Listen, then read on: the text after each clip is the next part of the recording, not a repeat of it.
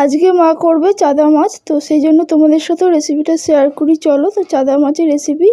তো প্রথমেই সর্ষের তেল গরম করে নুন হলুদ মাখিয়ে রাখা মাছগুলো খুব ভালো করে ভেজে নিতে হবে।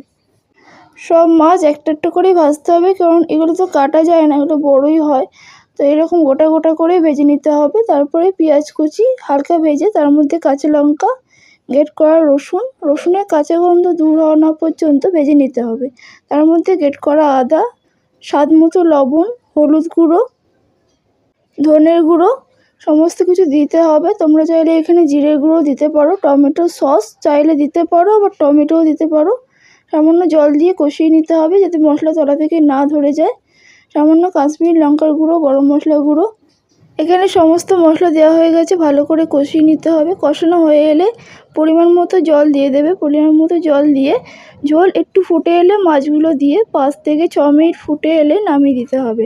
যদি বেশি ফোটানোর জন্য যদি ভেঙে যায়, তার জন্য বেশি ফোটানোর দরকার নেই। তো রেসিপিটা পুরোপুরি কমপ্লিট। তো ভিডিওটি ভালো লাগলে লাইক, কমেন্ট, শেয়ার করে দেবে। দেখা হচ্ছে নেক্সট কোনো ভিডিওতে।